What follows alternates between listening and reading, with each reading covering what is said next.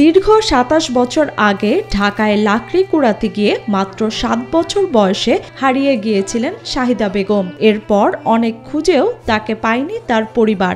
২৭ বছর পরে হারাই গেছিল, আল্লাহ ফিরে আয় পড়ছে, আল্লাহ খুশি। তাকে খোঁজাখুঁজি অনেক করেছি, কিন্তু করার পরও আমরা পাইনি। আমরা পেপারেও ছাপাইছি, টিভিতেও ছাপাইছি, তারপরও পাইনি। তবে নিখোঁজ হওয়ার এত বছর পর নিজ উদ্যোগে আবার ফিরে পেয়েছেন পরিবারকে। শাহিদা আমার ভাগ্নি হয়, হারাই গেল ঢাকা থেকে। রাস্তাঘাট দিয়ে অনেক খোঁজাখুঁজি করছি, পাইনি। নিজের চেয়ে ইনশাল্লাহ আছে, এদিকে খুব খুশি। শাহিদা জামালপুরের বকশীগঞ্জ দিকপাড়া গ্রামের ইব্রাহিম খলিল ও জাবেদা বেগম দম্পতির মেয়ে। তার বাবা ইব্রাহিম খলিল ১৯৯৭ সালে জীবিকার তাগিদে স্ত্রী, ৩ কন্যা ও ১ ছেলেকে নিয়ে পাড়ি জমায় ঢাকার উত্তরার ৩ নম্বর সেক্টরে। এর কয়দিন পরেই লাকড়ি কুড়াতে গিয়ে হারিয়ে যান শাহিদা। তার মা বাবা অনেক খোঁজাখুঁজি করেও মেয়ের সন্ধান পাননি। এরপর থেকে শাহিদা ছিল নিখোঁজ।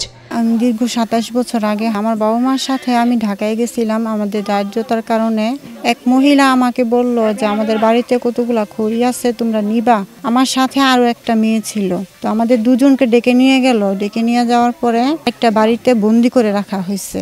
আমি দীর্ঘ ৫ বছর ওই বাড়িতে বন্দি ছিলাম। এদিকে শাহিদার জীবনে ঘটতে থাকে নানান অমানবিক ঘটনা।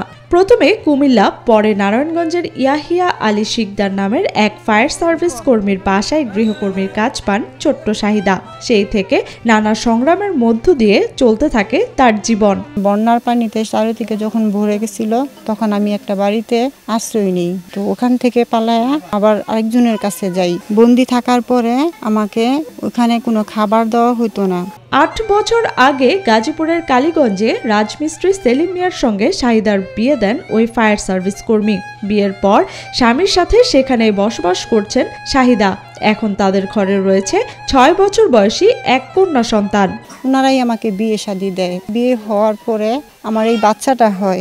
শাহিদার ৬ বছর বয়সী ছোট্ট কন্যা সন্তানটি হঠাৎ নানা নানির কথা বলায় নিজ গ্রামে বাবা মার কাছে ফিরতে চান তিনি। বাচ্চাটা যখন বুঝজ্ঞান হয়, তখন বলে যে আম্মু, আমি আমার নানুর বাড়ি যাব, আমার নানা ভাইয়ের কাছে নিয়ে যাও, আমাকে মজা কিনে দিবে।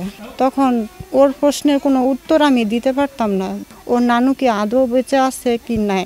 বাবা মাকে দেখার জন্যই খুঁজতে খুঁজতে গত ১৪ এপ্রিল সন্ধ্যায় শাহিদা ফিরে এসেছেন নিজ গ্রামে তার মা বাবার বাড়িতে। নানা সংগ্রামের মধ্য দিয়ে জীবন পার করা শাহিদা বাড়িতে ফিরলেও দেখা পাননি মা বাবার। কিন্তু বাড়িতে এসে শুনতে পান ৪ বছর আগে মা বাবা মারা গেছেন। আমি ঢাকা থেকে আসছি আমার বাবা মার সন্ধানে। ওরা বলল যে বোন, তুমি অনেক দেরি করে ফেলছো, তোমার বাবা আর তোমার মা দুনিয়াত নাই।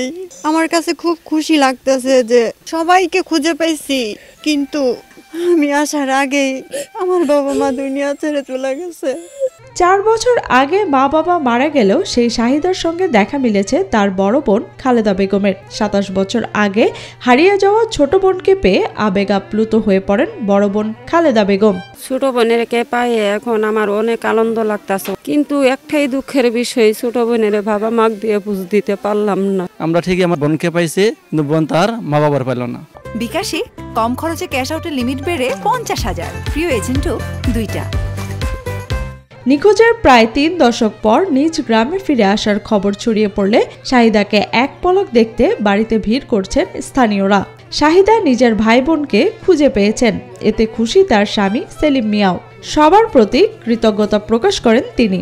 আমার বউ হারানি গেছিল, আমার সাথে বিয়ে হয় আজ থেকে ৮ বছর আগে। একটা মেয়ে হয়, ৬ বছর ফাঁস হয়েছে, এই পর্যন্ত নানা নানু কয় নাই।